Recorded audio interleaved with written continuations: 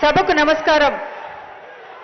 వాలంటీర్ల వందనం కార్యక్రమానికి విచేసినటువంటి మన ప్రియతమ ముఖ్యమంత్రి వర్యులు శ్రీ వైఎస్ జగన్మోహన్ రెడ్డి గారికి, వేదికను అలంకరించినటువంటి పెద్దలకు మరియు విచేసినటువంటి మీ అందరికీ నా హృదయపూర్వక స్వాగతం తెలియజేసుకుంటూ, అన్నా మీరు ముఖ్యమంత్రిగా అయిన తరువాత దాదాపు 2,55,000 పైచిలకు వాలంటీర్లను గుర్తించి మన రాష్ట్ర ప్రజలకు వారి ద్వారా మీరు అందిస్తున్నటువంటి సేవలు ప్రపంచానికే ఆదర్శమన్నా.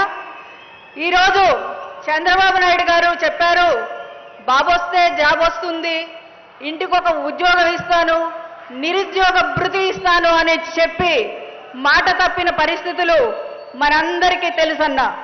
మీరు ఈ వాలంటీర్ వ్యవస్థ తీసుకువచ్చినప్పుడు వాళ్ళు మాట్లాడినటువంటి అవాకులు చవాకులు కూడా రాష్ట్రమంతా చూశారు. ఈరోజు తెగిడిన నోటితోనే పొగడ్తలు కురిపించేటువంటి పరిస్థితికి వాలంటీర్ వ్యవస్థను మీరు తీసుకువచ్చారు. అదే కదా పాలన అంటే.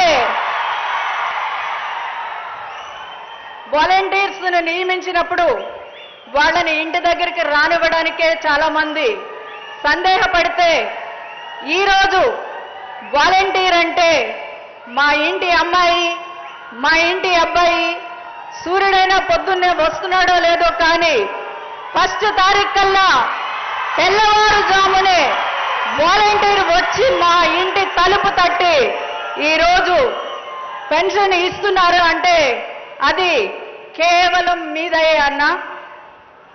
ఇప్పుడైతే కోవిడ్ రోజులు, లాక్డౌన్ రోజులు మనం మర్చిపోయాం, కానీ ఆ రోజు ఇంట్లో వాళ్ళు ఒకళ్ళు పలకరించుకోవడానికే భయపడేటువంటి పరిస్థితుల్లో మరి వాళ్ళ కుటుంబాలను కూడా లెక్క చేయకుండా సేవలు అందించినటువంటి సైనికులు ఎవరన్నా ఉన్నారంటే అది వాలంటీర్లు మాత్రమే అని చెప్పుకోవడానికి మేము కూడా గర్వపడుతున్నామన్నా.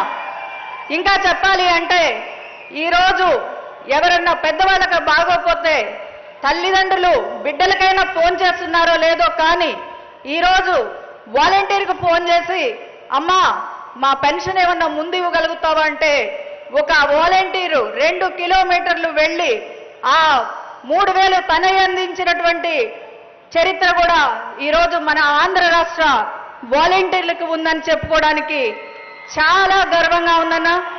మీరు ఇస్తున్నటువంటి, ఇంకా చెప్పాలి అంటే ఒక వాలంటీర్ని స్టేట్ కార్పొరేషన్ చైర్మన్గా చేసినటువంటి ఘనత కూడా అది మీకే దక్కుతుందని చెప్పుకోవడానికి గర్వపడుతున్నామన్నా. మరి మీరు వాళ్ళ సేవలను ఇతోధికంగా పెంపొందించే విధంగా మీరు ఇస్తున్నటువంటి ఈ అవార్డులు వాళ్లకు ప్రోత్సాహకాలు ఒక మెడిసిన్ లాగా పనిచేస్తాయని చెప్పడానికి కూడా ఏమాత్రం సందేహం లేదని తెలియజేసుకుంటానన్నా.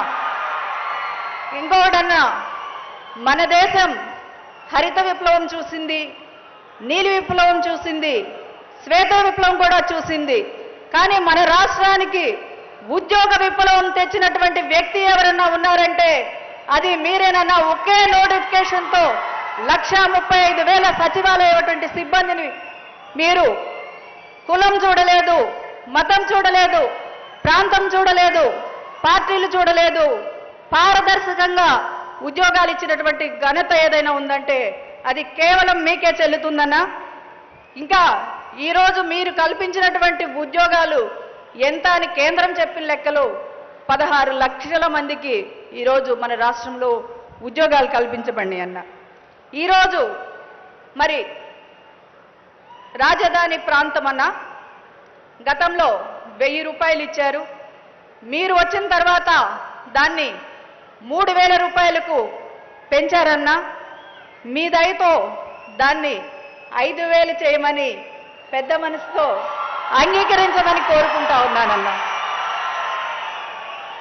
ఈరోజు మన ఆంధ్ర రాష్ట్ర పేద ప్రజల గుండె చప్పుడు ఏమిటంటే దండాలయ్యా దండాలయ్యా మహారాజై నువ్వు ఉండాలయ్యా.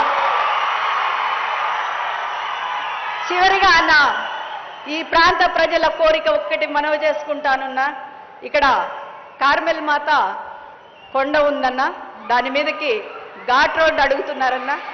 మీ దయతో మళ్ళీ మిమ్మల్ని ముఖ్యమంత్రిగా చేసుకొని మేము ఆ కోరిక తీర్చుకోవాలని కోరుకుంటూ ధన్యవాదాలు.